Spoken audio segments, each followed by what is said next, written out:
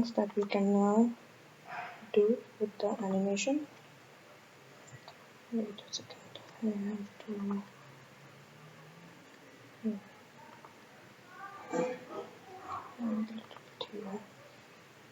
Oh, that's fine.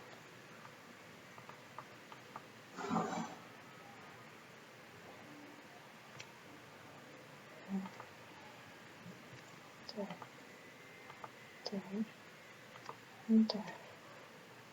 Okay, here, here, here, and here.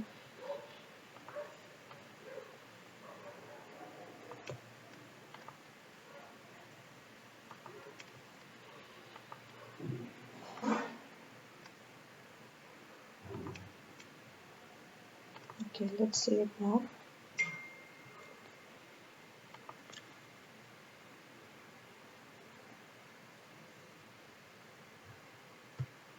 Great. Okay, so now since our animation is ready, let's see how it looks through the camera. I'm gonna zoom a little out. Okay, pretty good. So now what we can do is we can name this stroke as our character. So in this case, I'm gonna do potato, since it is actually a potato. Now, as you can see, if we only have a few poses for the walk cycle, and which will not be enough. But if we make them go in a loop, so here in this tab modifier, we're gonna add a grease pencil modifier, the time offset one here. If we click on it, there is a checkbox saying custom range. I'm gonna tell it that I have 50 frames and they're gonna be in a loop. So I'm gonna increase the total animation time, and then see, it's gonna keep on playing our animation in a loop, which is perfect. So we don't have to create our animation. If we have something that can be in a loop, this is the setting for us. There are other grease pencil settings, like for example we can add noise and like a shaky jitteriness that is there when we work. It gives a real effect to the animation. So we can increase the factor, make it more jittery there. So you can play with all these settings. There is one for smoothness. We can add a smoothness to our animation. Increase like this. We don't want that. Thickness increases the thickness of the outline like this. I guess the one we have is perfect, so we're not going to use that. Another one over here is hue saturation. Like in case I don't like this gray color, I don't have to like create more materials. So instead of creating more materials, I can just change the color from here like this. Have it green, yellow, green, blue. Green is pretty cool. And I can also, if I go back to my object mode, and I can create duplicate object. Actually what I'm gonna do is I'm gonna remove the onion skin from my frame.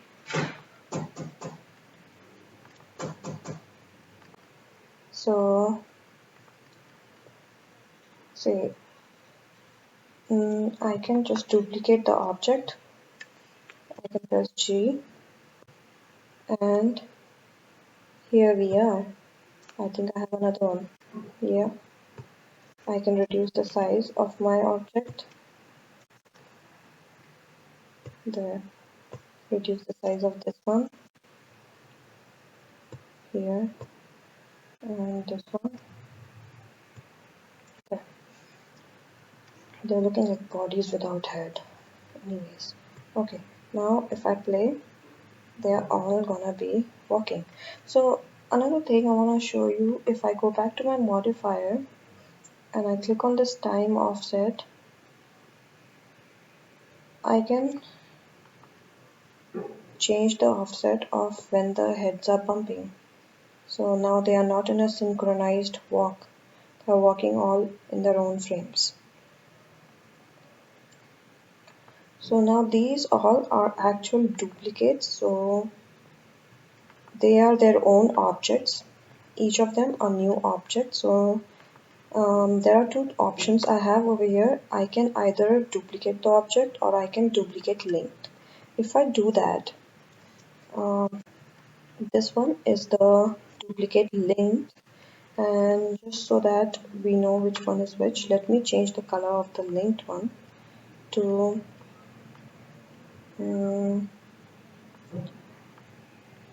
how about red. Okay, so if I go back to draw board and I make some change, wait, and I just make some change, it is going to show up in this one as well because it is the same instance. On the other hand, these are totally separate objects. So that is cool, something that we can, I'm just going to delete them. And now I go back to my camera and I want my object to walk from one end of the frame to the other. So I'm just going to throw this object outside my frame right now. And I'm going to go back to my dope sheet. And the way I do it is I'm just going to insert keyframe. And there are many options for inserting keyframe. I'm going to do the location one. So here's a keyframe that has been added. And maybe in frame 200, I move my object along the x-axis to the end of the screen here. And again, by pressing I can insert a keyframe here. So if I go back and I play it, so now my object is walking across the screen. So I don't know if you noticed, but it's walking kind of fast. So if I go to graph editor and I select this and shift and this and then press T and then click on linear and then go back to my dope sheet.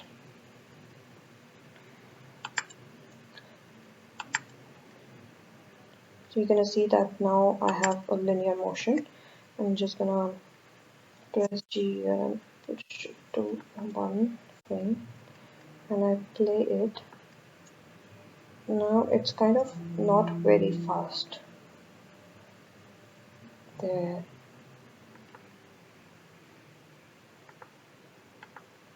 So again we can change the color of the object and play around a few more modifiers. I'm going to talk about a few other modifiers and few more things in 2D animation in my next video. So thank you for watching my video. See you again. Bye.